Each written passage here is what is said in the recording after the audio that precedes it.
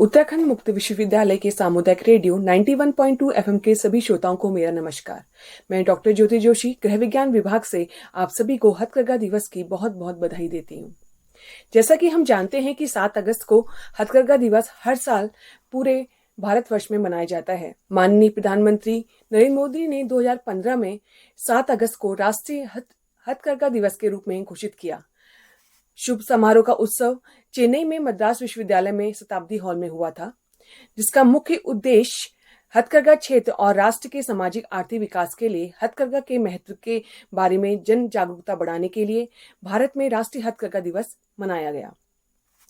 इसका उद्देश्य भारत की हथकरघा परंपरा को संरक्षित करना और हथकरघा उद्योग में जुड़े लोगों के लिए अधिक संभावनाएं प्रदान करना है। हथकरघा दिवस 7 अगस्त को क्यों मनाया जाता है? इसका मुख्य उद्देश्य यह है कि जब स्वदेशी आंदोलन को यादगार बनाने के लिए 7 अगस्त की तारीख को राष्ट्रीय हथकरघा दिवस मनाने के लिए नामांकित किया गया था। बंगाल के विभाजन के दौरान स्वदेशी आंदोलन मजबूत हुआ और 7 अगस्त 1905 को कलकत्ता टाउन हॉल में भारतीय निर्मित वस्तुओं के पक्ष में विदेशी वस्तुओं का बहिष्कार करने की आधिकारिक घोषणा की गई थी। इस आंदोलन की स्थापना बाल गंगाधर तिलक के स्वदेशी सिद्धांत पर हुई थी। इसी कारण हमारे प्रधानमंत्री ने 7 अगस्त को भारतीय हथकरघा दिवस के रूप में मनाने के लिए घोषित किया गया।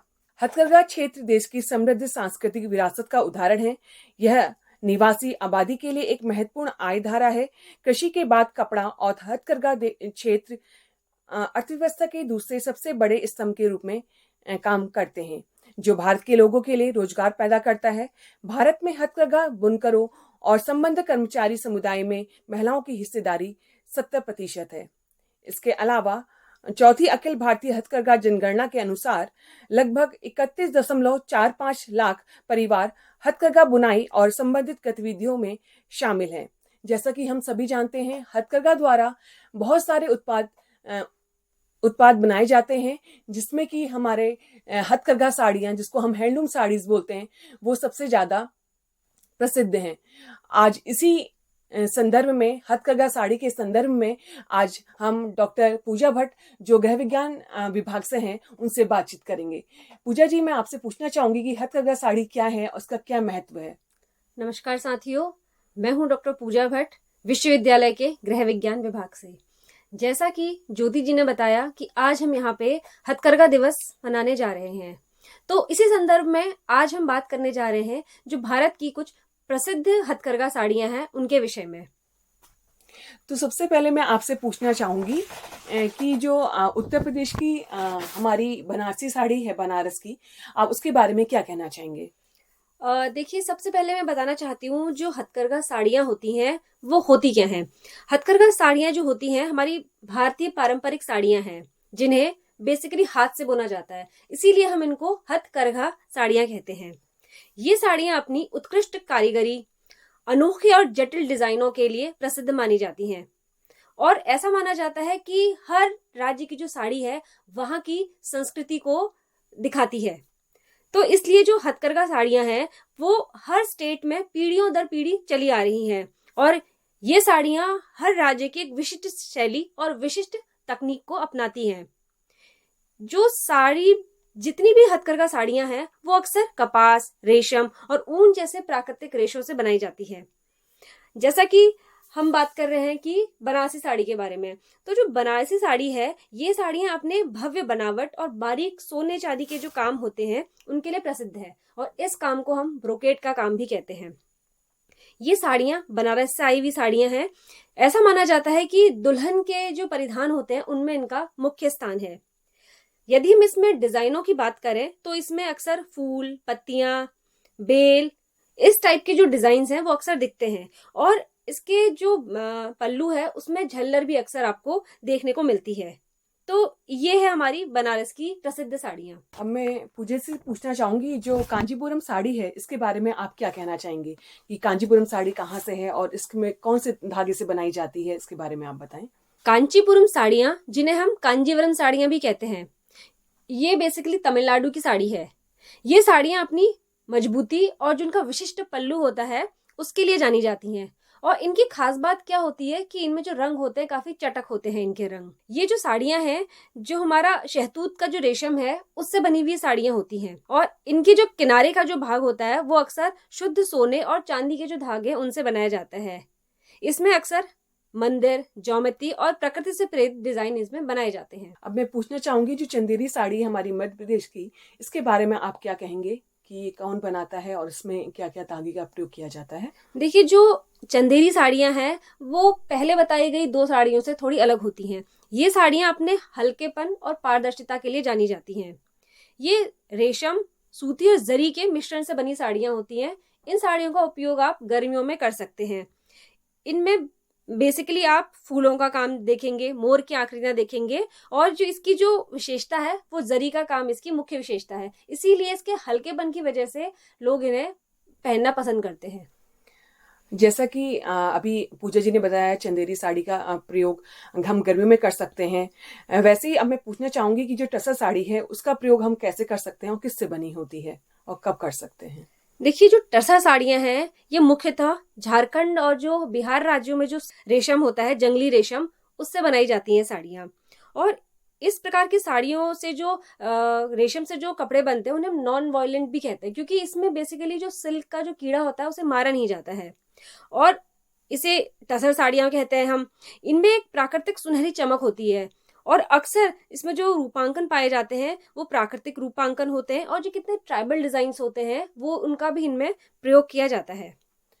अब मैं बात करूंगी जामदानी साड़ी की। जामदानी साड़ी जो बिहार से है, उसके क्या मुख्य विशेषताएं हैं, मैं वो पूछना चाहूंगी आपसे। आप बताएंगे श्रोताओं को? देखिए, जामदानी साड़ियां बांग्लादेश की समृद्ध वस्त्र विरासत का एक प्रतीक है, और अब इन्हें पश्चिम बंगाल में भी बनाया जाता है। इन साड़ियों की खासियत यह है कि जो इनका महीन मलमल का कपड़ा होता है वही इनकी खासियत होती है, और इसमें जो डिजाइन होते हैं वो पुष्प और ज्यामिति के डिजाइन होते हैं, और इनकी जो खासियत है, हल्कापन और जो ब्रीदेबिलिटी है, वो इनकी मुख्य पहचान होती है। अब मैं आपसे पूछना चाहूंगी, जो पटोला साड़ी है, पटोला साड़ी जो हमारी गुजरात से है, इसकी क्या विशेषताएं हैं, और जैसे कि ये पूरे विश्व भर में प्रसिद्ध है, तो इसके बारे में आप बताएंगे? देखिए, पटोला साड़ियां गुजरात के पाटन में बनी दोहरी इक्कत वाली साड़ियां होती हैं। ये अपने चटक रंग और जटिल डिजाइनों के लिए जानी जाती हैं। इसमें पहले धागों को रंगा जाता है, उसके बाद बुना जाता है।